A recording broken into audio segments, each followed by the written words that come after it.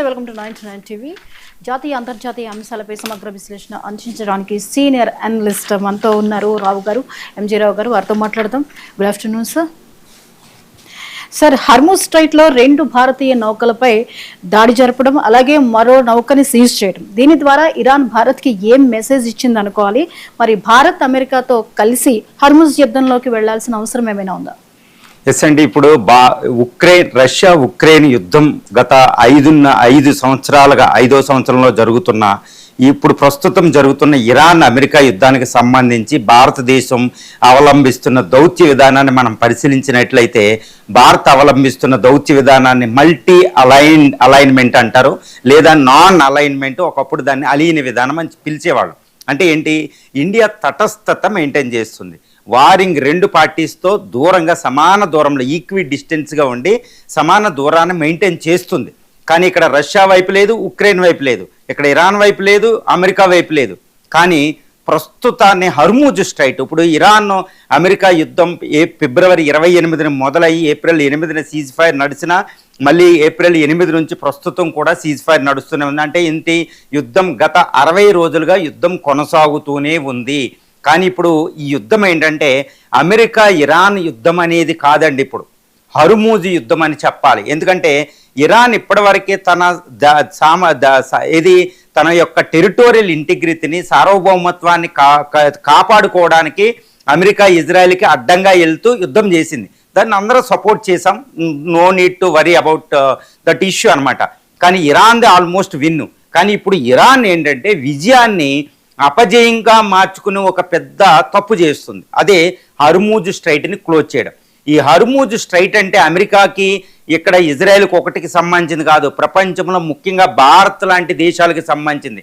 భారత్ అంటేనే ప్రపంచ జనాభాలో 1/5 వంతు, 140 కోట్ల మంది జనాభా అనమాట. అంటే 800 కోట్లలో 140 కోట్ల మంది భారతీయులు జీవన విధానాలకు సంబంధించింది. ఇప్పుడు ఇరాన్ దాన్ని క్లోజ్ చేయడం. ఇరాన్ ఏం చేస్తుంది? ఐఆర్జీసీ చైనా చేతిలోకి వెళ్ళి, ఇక్కడ పాకిస్తాన్ చేతిలోకి ఒక వర్గం, ఐఆర్జీసీలో ఒక వర్గం వెళ్ళిపోయి ఇండియా 2 షిప్పుల మీద దాడులు చేయడం. ఇండియా దాన్ని చాలా సీరియస్గా తీసుకుంది కూడా మనకు తెలుసు. ఇండియా డిమార్చి కూడా ఇష్యూ చేసింది, వాళ్ళ దౌత్యవేత్తకి లెటర్ ఇచ్చి సీరియస్ వార్నింగ్ ఇవ్వడం కూడా జరిగింది. అది అలా ఉంటే మళ్ళీ ఇంకొక నౌకని సీజ్ చేయడం, అది గ్రీక్ నుండి ఇండియా వస్తున్న ఒక కమర్షియల్ నౌకని సీజ్ చేసేసింది. ఆ సీజ్ చేసిన విధానాన్ని అది వీడియోలు కూడా క్లిప్పింగ్లు పెట్టి బయటికి రిలీజ్ చేసింది ఐఆర్జీసీ. ఇది భారత్కి అతిపెద్ద వార్నింగ్గా మనం చెప్పుకోవచ్చు. అంటే ఏంటి? ప్రస్తుతం అక్కడ జరుగుతున్న ఇరాన్ అమెరికా యుద్ధాన్ని మనం తీసుకోకూడదు. హర్మూజ్ స్ట్రైట్ని ఇరాన్ క్లోజ్ చేస్తుంది. ఎందుకు, ఏ కారణంతో? హర్మూజ్ అనేది భారత భద్రతకు సంబంధించిన విషయం కాబట్టి ఇప్పుడు ఒక డిఫరెంట్ టర్న్ తీసుకుంది. ఇప్పుడు దాకా భారత్ అవలంబిస్తున్న తటస్థ యుద్ధ విధానం, తటస్థత దౌత్య విధానం అనేది ఇక్కడ నుంచి కుదరదు. ఇండియా కూడా ఈ హర్మూజ్ యుద్ధం, I'm not talking about the Iran America యుద్ధం అని, ఇరాన్ అమెరికా యుద్ధంలోకి ఇండియా వెళ్ళడం కాదు, హర్మూజ్ యుద్ధంలోకి భారతదేశం వెళ్ళబోతుంది. అంటే ఏంటి? ఇరాన్ ఇటు అమెరికాల మధ్య ఏదైనా శాంతి డీల్ కుదిరి హర్మూజ్ స్ట్రైట్ ఓపెన్ అవుతే ఇండియాకు ప్రాబ్లం లేదు. అదర్వైజ్ ఇండియా ఈ హర్మూజ్ స్ట్రైట్ని ఓపెన్ చేయడానికి ప్రపంచ దేశాలు తీసుకునే ప్రతి చర్యలు ఇండియా కూడా చాలా యాక్టివ్ రోల్ ప్లే చేయవలసి వస్తుంది. అంతేకాని పాసివ్ రోల్ కాదు ఇక్కడ నుంచి.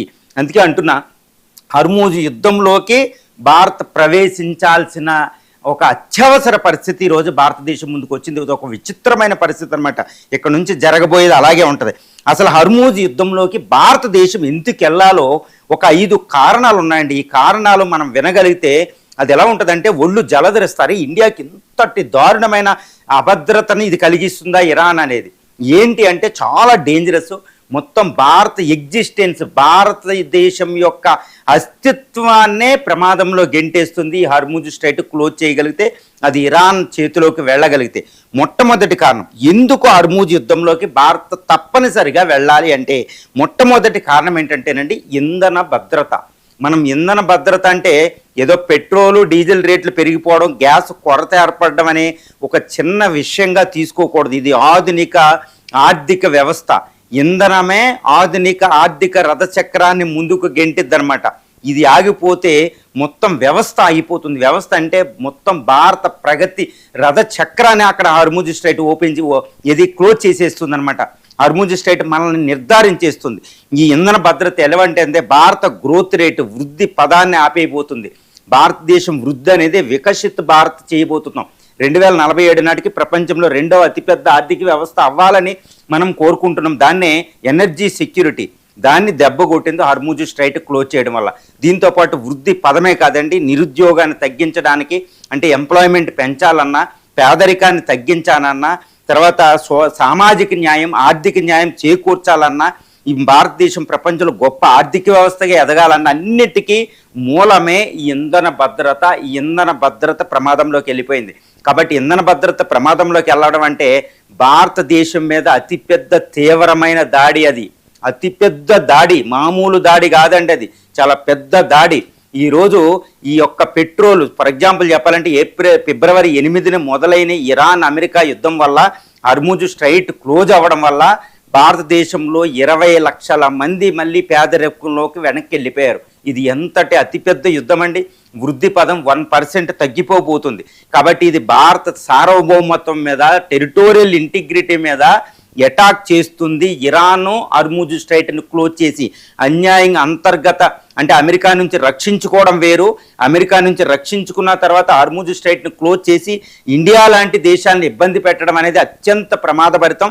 ఇప్పుడు ఇండియా దాన్ని ఓపెన్ చేయడానికి ఇండియా అన్ని చర్యలు తీసుకునే అర్హత, మన సార్వభౌమత్వాన్ని మనం కాపాడుకునే అర్హత అంతర్జాతీయ చట్టాల ప్రకారం ఉంది. కాబట్టి హర్ముజ్ స్ట్రైట్లోకి ఇండియా ప్రత్యక్షంగా వెళ్ళొద్దా, పరోక్షంగా అమెరికా మిగిలిన 40 దేశాలకు సహాయం చేస్తున్న తర్వాత విషయం. But India is being forced to intervene in the Hormuz strait opening efforts అండి. తర్వాత ఇక రెండో విషయం ఏంటంటే, చాలా పెద్ద విషయం ఏంటంటే, రెండో విషయం ఇండియన్ ఓషన్. భారతదేశం ఏది Indian ocean is India's ocean, India అని మనం పిలుస్తాం అనమాట. హిందూ మహాసముద్రం ఇండియాదే. నేను ఎప్పుడూ చెప్తాను, ప్రపంచంలో మహాసముద్రాలు 5 మహాసముద్రాలు ఉంటే, 7 మహాసముద్రాలు ఉంటే, ఈ 5 మనకు తెలుసు కూడా హిందూ మహాసముద్రం 3వ అతిపెద్దది. ఈ 3వ హిందూ మహాసముద్రానికి ఇండియా మీద పేరు ఉంటుంది. Indian ocean is named after by a country that is India. అంటే ప్రపంచంలో ఏ మహాసముద్రానికి ఒక దేశం మీద పేరు లేదు, భారతదేశానికే ఒక ఇండియన్ ఓషన్ ఉంటుంది, ఇంకే దేశానికి లేదండి. ఎందుకంటే మహాసముద్రాలకి పేరు పెట్టేటప్పుడు ఉన్న అద్భుతమైన సంస్కృతి ఇండియా అని చెప్తాం అనమాట. మరి ఇలాంటి ఇండియన్ ఓషను అభద్రతలో గెంటేసింది ఇరాన్ హర్ముజ్ స్ట్రైట్ని క్లోజ్ చేయడం వల్ల. మనకి ఇండియన్ ఓషన్ చక్కగా చూడగలిగితే ఇది 73 మిలియన్ స్క్వేర్ కిలోమీటర్లో ఇండియన్ ఓషన్ ఉంటుంది. దీని చుట్టూరు నార్త్లో ఏషియా, తర్వాత వెస్ట్ సైడ్లో ఆఫ్రికా, ఇటువైపు ఆస్ట్రేలియా, కింద వైపు అంటార్కిటికా 4 కాంటినెంట్ల మధ్యలో ఉంటుంది. ఈ ఓషన్ ఏంటంటే ఇది అట్లాంటిక్ మహాసముద్రం, పసిఫిక్ మహాసముద్రంలా కాదు, ఇది క్లోజ్డ్ ఓషన్ అనమాట. ఉత్తరాన దక్షిణాన మొత్తం చుట్టువైపు భూభాగం కప్పిపడి ఉంటే 2 అవుట్లెట్స్ దీనికి ఉంటాయి. దాన్నే చోక్ పాయింట్స్ అంటారు. ఒకటి హర్ముజ్ స్ట్రైట్, సూయజ్ కెనాల్, అది ఇరాన్ క్లోజ్ చేస్తుంది. దాన్ని క్లోజ్ చేస్తే ఇండియన్ ఓషన్ భద్రత అంతా ప్రమాదంలో పడిపోయినట్టే. అది దాన్ని ఆసరా చేసుకుని మలక్కా స్ట్రైట్ను కూడా ఇప్పుడు అది టోల్ వసూలు చేసినట్టు ఇరాను ఈ మలక్కా స్ట్రైట్ దగ్గర ఇండోనేషియా, మలేషియా, సింగపూర్ వసూలు చేస్తే మనం ఏమవ్వాలి? ఎంటైర్ ఇండియన్ ఓషన్నే అభద్రతలో గెంటేసింది ఈరోజు ఇరాన్ మూమెంట్. హర్ముజ్ స్ట్రైట్ నాకు కావాలనే డిమాండ్ పెట్టడం, హర్ముజ్ స్ట్రైట్ని వెపనైజ్ చేసుకుని అమెరికా నుంచి రక్షించుకోవడం వేరండి, దాన్ని మనం సమర్థించాలి. అది అంతవరకు. ఎందుకంటే హర్ముజ్ స్ట్రైట్ క్లోజ్ చేసింది అమెరికా దాడి వల్ల. కానీ ఈరోజు అమెరికా శాంతికి వచ్చిన హర్ముజ్ స్ట్రైట్ మీద నాకు అధికారం ఇవ్వి, నాకు టోల్ వసూలు చేసే అధికారాన్ని నాకు ఇస్తేనే డిస్కషన్ చేస్తానంటూ ఇరాన్ మాట్లాడుతుంది. కాబట్టి ఇరాన్ది చాలా తప్పు, అత్యాశకి వెళ్ళిపోయింది. కాబట్టి ఇక్కడ హర్ముజ్ స్ట్రైపు, బాబెల్ మండాబు, తర్వాత మలక్కా స్ట్రైట్ క్లోజ్ అవుతే మొత్తం ఇండియా మరోసారి వలస దేశం అయిపోతుందండి. ఎందుకు చెప్తున్నానంటే చాలా పెద్ద ప్రమాదంలో పడిపోయాం. ఎందుకంటే బ్రిటిష్ వాడు 200 ఇయర్స్ ఇండియాని రూల్ చేస్తాడు, వాడు పరిపాలిస్తాడు భారతదేశాన్ని. ఎందుకు అంటే వాడు బ్రిటిష్ వాడు ఒక గుంట నక్క అనమాట. ప్రపంచంలో భారతదేశం దండయాత్రలు అన్నీ కూడా ఖైబర్ బోలాను ల్యాండ్ నుంచి వచ్చినాయి, భూభాగం నుంచి వచ్చిన అటాక్లు. ఈ మొఘల్ సప్పుట్లో ఈ ఎవడొస్తాడా ఖైబర్ బోలాన్ దగ్గర చక్కగా పెట్టుకుని కూర్చున్నారు. కానీ బ్రిటిష్ వాడు సముద్రం ద్వారా వచ్చాడు, ఇండియన్ ఓషన్ ద్వారా. అందుకని ఇప్పుడు ఇండియాకు ఒక పెద్ద లెసన్. అందుకనే ఇండియన్ ఓషన్ భద్రతకు సంబంధించి ఎన్నో చర్యలు తీసుకుంటున్నాం. ఇప్పుడు మనకి ఎన్నెన్నో తీసుకుంటున్నాం, చైనాకి ఎగ్నెస్ట్గా, అమెరికాకి ఎగ్నెస్ట్గా. అక్కడ ఇండియన్ ఓషన్ భద్రతే ఇండియా భద్రత. ఇండియన్ ఓషన్ హిందూ మహాసముద్రం ప్రమాదంలో పడిపోతే ఇండియా మళ్ళీ వలసవాదంలోకి వెళ్ళిపోతుంది. మరి ఇరాన్ చేస్తున్నది ఏంది? హర్ముజ్ స్ట్రైట్ని తీసుకెళ్లి చైనా చేతిలో పెడుతుంది, హర్ముజ్ స్ట్రైట్ని క్లోజ్ చేస్తుంది, దాని వంక తీసుకుని మలక్కా స్ట్రైట్ని క్లోజ్ చేస్తే ఇండియా మొత్తం భద్రతలో పడిపోయింది. కాబట్టి India has every right to intervene in to this Hormuz strait war. Iran ఇప్పుడు దాన్ని క్లోజ్ చేసి దాని మీద నాకు అధికారం కావాలనడం చాలా చాలా తప్పు. అది హర్ముజ్ స్ట్రైట్ ఇరాన్ది కాదు, అది అంతర్జాతీయ జలాలది, అది ఇండియాకి సంబంధించింది కానీ ఇరాన్కి సంబంధించింది కాదు. సంస్కృతి కాలంలో 10,000 సంవత్సరాల నుంచి ఓపెన్ ఉన్నది, ఇప్పుడు నాకే ఎందుకు కావాలంటే ఇరాన్, ఇది చాలా చాలా తప్పు అనమాట. కాబట్టి India has to intervene in ఇది హర్ముజ్ స్ట్రైట్ వార్ అండి. తర్వాత ఇక మూడోది ఏంటంటే అన్క్లాస్ అని యునైటెడ్ నేషన్స్ ఐక్యరాజ్య సమితికి సంబంధించిన United Nations Convention of Law of Seas అని ఒక అంతర్జాతీయ చట్టం ఉంది. ఈ చట్టం ప్రకారం ఒక దేశ భూభాగం తీర ప్రాంతం నుంచి 212 నాటికల్ మైల్స్ వరకే ఆ దేశానికి సంబంధించిన తీర జలాలు. తర్వాత ఇక మిగిలిన సముద్రంలో ఎవరైనా ప్రయాణించు, దీన్నే ఫ్రీ నావిగేషన్ అని పిలుస్తాం అన్నమాట. అంతర్జాతీయ జలాల్లో ఎవరైనా వెళ్ళొచ్చు. దాని ప్రకారం హర్ముజ్ స్ట్రైట్లో ప్రపంచంలో ఎవరైనా వెళ్ళొచ్చు. అక్కడ టోల్ ప్లీ కలెక్ట్ చేయడానికి ఎవ్వరికి అధికారం లేదు, ఇంక్లూడ్ అమెరికాకి కూడా లేదు. అదే అమెరికా డిమాండ్ చేసేది, ఇండియా అన్ని దేశాలు డిమాండ్ చేసేది ఎక్సెప్ట్ చైనా. ఇప్పుడు ఇది హర్ముజ్ స్ట్రైట్ తనక రమ్మంటే మొత్తం అక్కడ నుంచి భారతదేశానికి కాదండి ప్రపంచంలో అన్ని దేశాలకి ఇంకా ఆయిల్కి వాళ్ళకి కప్పం చెల్లించాలంట. ఒక మాటలో చెప్పాలంటే అంతర్జాతీయ చట్టాలు అతిక్రమించబడితే భారతదేశం ఎదగదు. ఎందుకంటే ఈ గ్లోబలైజేషన్, ప్రపంచీకరణ, ఈ ఫ్రీ నావిగేషను, ఫ్రీ ఏవియేషన్ ఉండడం వల్లే మనం ఆర్థిక సంస్కరణలు ఎదుగుతున్నాం. ఒకప్పుడు చైనా ఎదిగింది, ప్రపంచంలో అందరూ ఎదిగారు. ఇప్పుడు మళ్ళీ మనం ఎదిగేటప్పుడు ఇరాన్ ఈ పని చేయడం చాలా తప్పు. అందువల్ల ఈ అంతర్జాతీయ చట్టాలను రక్షించడానికి భారతదేశం ఇప్పుడు ముందుంటుంది ఐక్యరాజ్య సమితిలో. మరి ఇప్పుడు ఇరాన్ అలా చేస్తుంటే, అది అతిక్రమిస్తూ ఉంటే అంతర్జాతీయ ఎఫోర్ట్స్లో మనం కూడా ఉండాల్సిందే. పైగా అది మనకి ద్రోహం చేస్తుంది, మన ఆర్థిక వ్యవస్థను సమాధి చేయబడుతుంది. అంత డేంజర్ ఇప్పుడు అది. కాబట్టి అక్కడ ఆ యుద్ధంలో ఇరాన్ అనవసరంగా వెళితే ఈ హర్ముజ్ స్ట్రైట్ మీద నాకు పూర్తి అధికారం, టోల్ వసూలు చేస్తానంటే మాత్రం అది కుదరదు. భారత నౌక మీద దాడి చేసే ధైర్యం ఇరాన్కి ఎవరిచ్చారనేది ఇక్కడ బిగ్గెస్ట్ క్వశ్చన్ అనమాట. ఇది మూడోది. ఇక నాలుగో క్వశ్చన్ ఏంటంటే చైనా. ఇప్పుడు ఇరాన్ అక్కడ ఐఆర్జీసీ నాకు హర్ముజ్ స్ట్రైట్ మీద అధికారం కావాలనడం ఇరాన్ కాదు, చైనా వెనకాల ఉండడం వల్ల ఇరాన్ యుద్ధం చేయగలుగుతుంది చాలా వరకు. కాబట్టి హర్ముజ్ స్ట్రైట్ మీద అధికారం ఒకవేళ ఇరాన్కి ఇచ్చినా, ఇరాన్ టోల్ కలెక్ట్ చేసుకునే అధికారం ఇరాన్కి అమెరికా ఇచ్చింది అంటే వెంటనే దీన్ని తీసుకెళ్లి ఇదే ప్రిన్సిపల్ని సౌత్ చైనా సీలో ఇంప్లిమెంట్ చేస్తాయి. కాబట్టి ఈ ఐఆర్జీసీ ఇరాన్ అనేది చైనా చేతిలో ఒక పావు మాత్రమే. కాబట్టి ఇండియా భద్రతకి చాలా ప్రమాదం. కాబట్టి ఇండియన్ ఓషన్ తర్వాత పసిఫిక్ మహాసముద్రంలో చైనా ఆగడాలు ఎక్కువైపోతాయి. మరి అలాంటప్పుడు హర్ముజ్ స్ట్రైట్ దగ్గరే మనం చిన్నప్పుడే దీన్ని కొట్టాలన్నమాట. కాబట్టి అమెరికాతో పాటు వేరే 40 దేశాలతో పాటు హర్ముజ్ స్ట్రైట్ ఓపెన్ చేయడానికి ఇండియా కూడా యాక్టివ్గా పార్టిసిపేట్ చేయవలసిన అవసరం ఇక్కడ వచ్చింది. ఎందుకంటే చైనా మనకి ఎగెనిస్ట్గా కుట్ర పంతుంది కాబట్టి. అందుకే ఇండియా నౌకల మీద కూడా అటాక్ జరిగింది. ఇక తర్వాత ఏంటంటే గల్ఫ్ అనేది ఇండియాస్ యొక్క ఎక్స్టెండెడ్ నైబర్హుడ్ అండి. అదేదో పెద్ద సుదూరంలో ఏమి లేదు. ఇండియన్ ఓషను, గల్ఫ్ తీర ప్రాంతాలు మన ఎక్స్టెండెడ్ నైబర్హుడ్, మన పక్క పొరుగు దేశాలే. ఇక్కడ ఇరాన్ ఏం చేస్తుందంటే హర్ముజ్ స్ట్రైట్ని మొత్తం క్లోజ్ చేయడం వల్ల ఈ Saudi Arabia, Bahrain, ఖతారు, Oman, Kuwait, Iraq ఈ దేశాల్లో ఉన్న 1 కోటి మంది భారతీయుల భద్రతకి ప్రమాదంలో పడ్డాం. 1 కోటి మంది భారతీయులు అక్కడ ఉన్నారు. $50 బిలియన్ రెమిటెన్స్ వస్తుంది. భారతదేశ వాణిజ్యంలో 20% హర్ముజ్ స్ట్రైట్ ద్వారా ఈ ప్రాంతం నుంచి కొనసాగిద్ది. కాబట్టి మనం మొత్తం ట్రేడు, మన భారతీయుల భద్రత, ఎన్ఆర్ఐల భద్రత అంతా ప్రమాదంలో పడిపోయింది.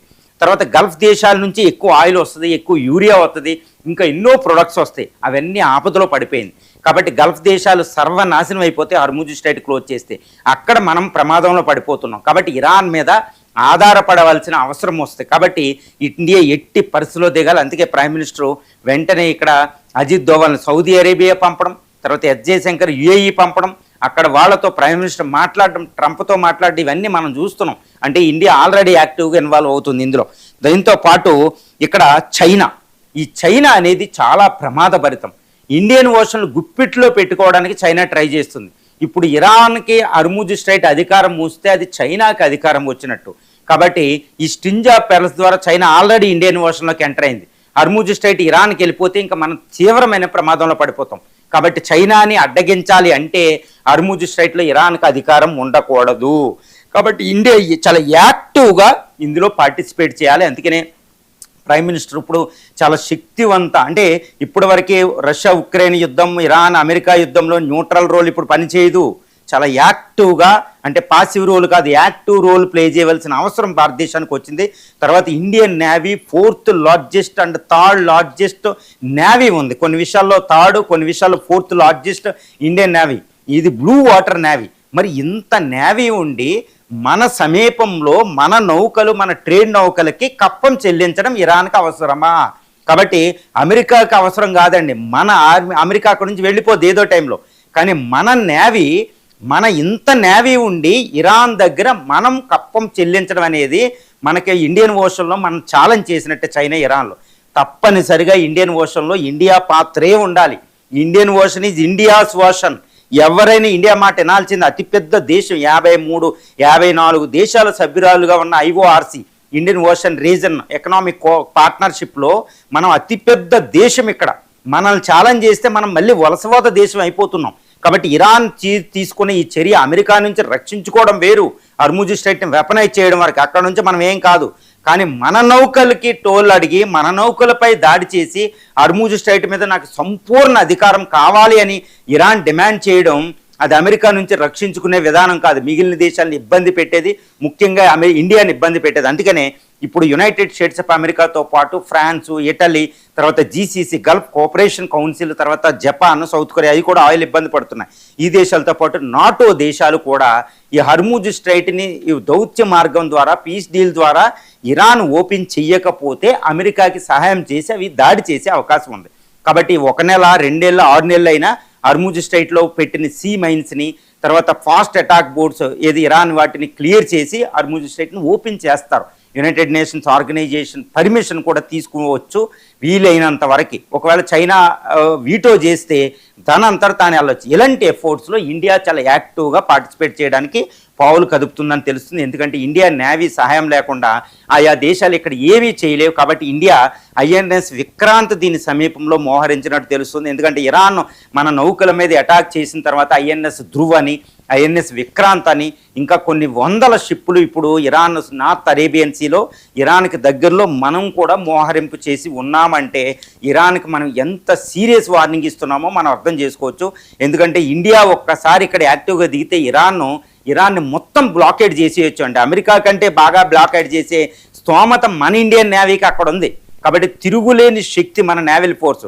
కాబట్టి ఇరాన్ మన మాట వినాల్సిందే, మన టోల్ అడగకూడదు, మనతో ఆ హర్ముజ్ స్ట్రైట్ మీద అధికారం అడగకూడదు. అడిగితే అది ఇండియాకి భద్రతకు ప్రమాదం, ప్రపంచం తర్వాత విషయం. కాబట్టి హర్ముజ్ యుద్ధంలోకి భారత్ తప్పనిసరిగా వెళ్లాల్సిన పరిస్థితి వద్ద